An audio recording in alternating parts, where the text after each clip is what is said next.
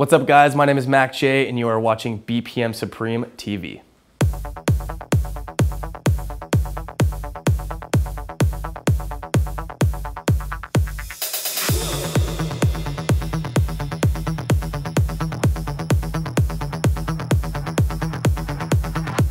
What made me choose music as a profession?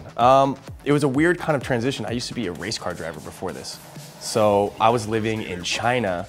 Why I was living in China? Because it was way cheaper to race cars over there.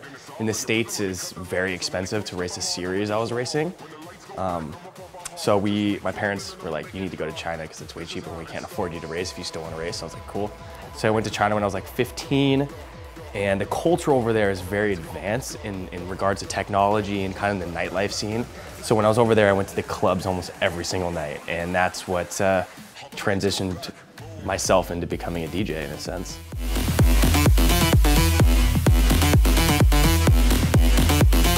Music, yeah, it's always been a passion of mine, but I never thought I would make it a profession.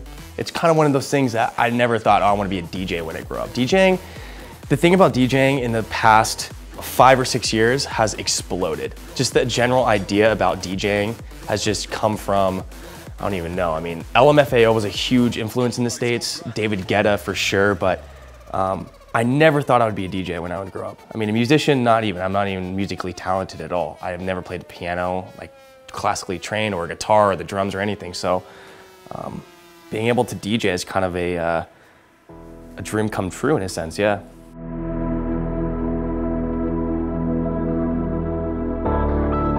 Yeah, Thomas Newson and I came about with Black.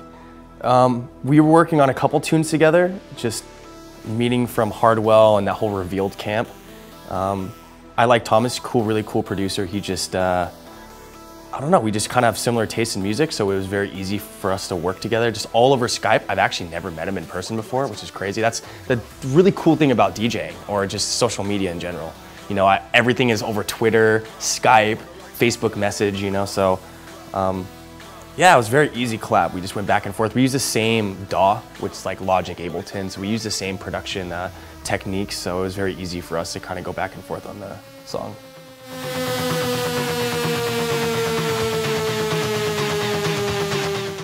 These kids nowadays that are wanting to become DJs, they're looking at my social media, Hardwell social media, any DJ social media, and they're going, I want to be like that. That's the worst thing you can do to yourself. Kind of comparing yourself to someone else. I used to do it all the time. I was like, I want to be Calvin Harris, or I want to be this guy, I want to be that. It was the worst because my expectations were always so high, and if I didn't meet them, I would get depressed, you know? So my advice is don't compare yourself to the people that you want to be. Do your own thing, create your own genre, create your own sound. So back to the question, following trends, it kind of goes in the same thing. Do you. Don't care what people think, just do you. And if people are not gonna like you, then tell them to screw off. That's always been kind of like my push on life, I guess.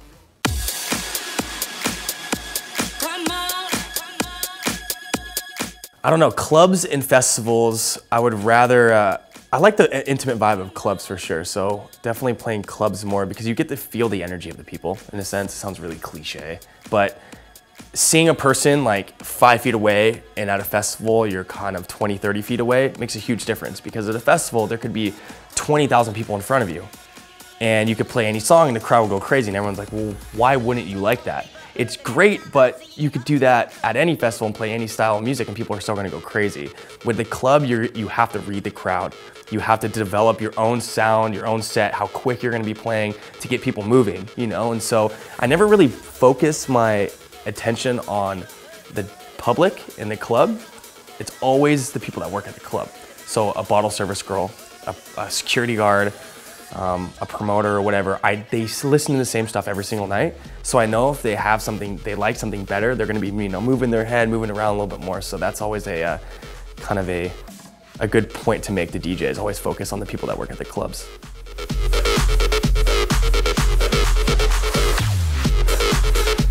Develop your sound before you start giving promos out. I know when you're creating a song, and I was the same guy. When you're creating a song and you're really pumped on the music, you know, you're like, oh, I can't wait to give this out to people. think of it like a tattoo. When you're think of it like a tattoo, think of the design, come up with the design, put it on your body wherever you want, and then go put the design, before you get it tattooed, go put the design in a safe or something and let it sit for a month. Come back to it in a month and see if you still like it. Because the worst thing ever is, I used to send out promos all the time. I was like that spamming kid that would spam you all the time. Like, oh, check out my stuff, check out my stuff. And when I would do that, I would regret it like 2 weeks later going, why was I even doing that? You know, so just wait, develop your sound before you send promos out.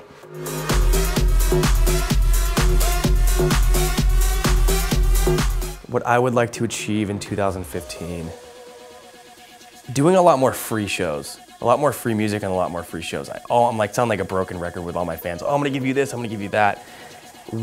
Waiting on labels and waiting on, you know, shows is so hard. You know, sometimes I just wanna go, I wanna release this song now, but I can't, I have to wait. It's all politics, it's always politics. And your fans don't get that because they're not behind the scenes, you know, in the process of producing that song or doing those shows. So a lot more free shows and a lot more free music. And I'm coming out with my own label, so that's gonna kind of push my own music out there faster. So my fans are a lot more, you know, stoked on their getting the music right away, because I'm always showing these Instagram clips and I have like thousands of them. And everyone's like, when are you gonna put music out? You know, so I can't wait until the day. So hopefully in 2015, I can start giving away more music.